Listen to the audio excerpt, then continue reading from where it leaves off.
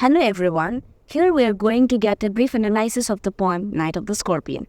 This poem has been written by Nissim Ezekiel and it has been published in 1965 in the poetry collection The Exact Name. The poem is narrated by a boy whose mother has been stung by a scorpion. It has been narrated in first person narrative. Here we get to know about how the mother suffers, and because of the mother suffering, all the villagers come to attend on the mother. All the villagers come with lanterns and candles in their hand, and they are throwing giant scorpion shadows on the mud-baked walls in order to search the scorpion. We see that the peasants have been compared with swarms of flies. This means that the peasants have come to visit the patient in large number of groups. And through these large number of groups, peasants visiting the patient, we get the very important theme that the poet shows is the theme of solidarity. Solidarity means unity. Here it gives us a pen picture of the typical Indian villagers whose life is mostly based on agricultural works, and therefore their life is mostly affected by the pros and cons of agricultural works. A scorpion just comes inside the house which crawls beneath a sack of rice because of constant raining, and it then stings the mother, and the mother is suffering out of pain. The villagers are searching for the scorpion because they believe that the more the scorpion will move around, the more the poison will spread in the mother's body. So, through this example, we understand that the poet brings out the theme of superstition that is prevalent among the Indian villagers.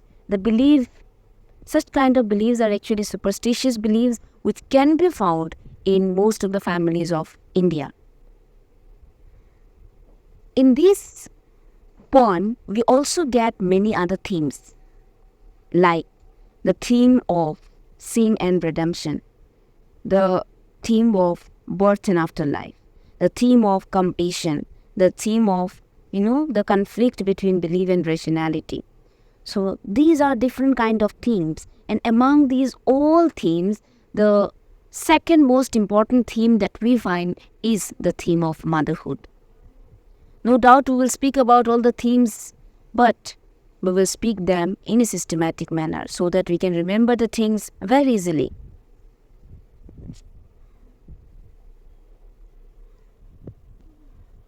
The peasants are praying. The peasants are trying different methods of rescue. They are taking the name of God, they are praying to God, and they are buzzing the name of God 100 times. Also, the holy man is doing some rites to tame the poison with an incantation.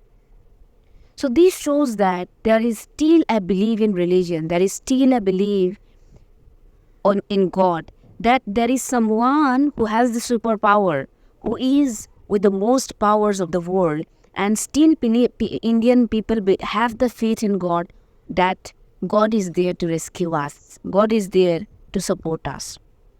Also with this theme is closely connected another theme, that is theme of sin and redemption. The people are praying to God, may the sins of your previous birth be burned away tonight. May your suffering decrease the misfortunes of your next birth. May the sum of all evil balanced in this unreal world against the sum of good become diminished by your pain. So we see that in these few lines, the poet is actually repeating the word may, may, may. This means that the people are wishing to God. The people wish that because of the suffering of the mother, all the sin that the mother has done in the world should be reduced, and there should be a redemption. There should be a solution of the problems. There must be a redemption because of the sins. Closely connected, we find another theme that is called afterlife. The belief in afterlife, the belief in religion, as I said, actually all the themes are closely connected. That is why When we speak about superstition, when we speak about religion, when we speak about sin and redemption, we also closely speak about the theme of afterlife. People believe that, the people believe what they believe. Let me read the lines of the poems, and then we will see what the people believe. People believe that the suffering of this world will balance, the sufferings of the afterlife.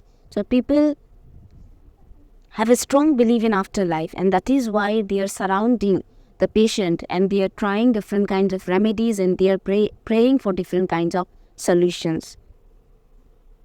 Now let's discuss about the major themes. The first major theme is, as I said earlier, is solidarity or unity. We see that, as I explained earlier, that we see all the villagers have come instead of, incessant rain, instead of, instead of different kinds of, natural problems, climatic problems. Still people comes in thousands of numbers. When I say thousand, I actually mean to say in a large group.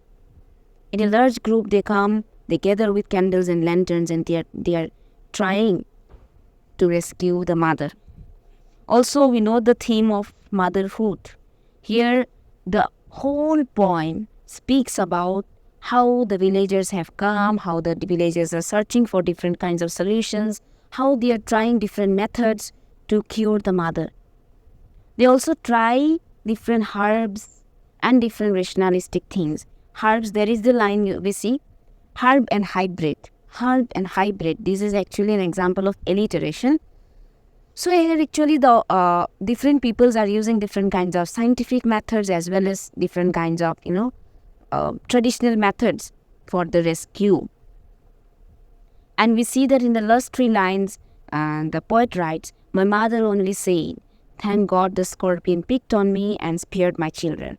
These 3 lines are very strong lines to depict the theme of motherhood.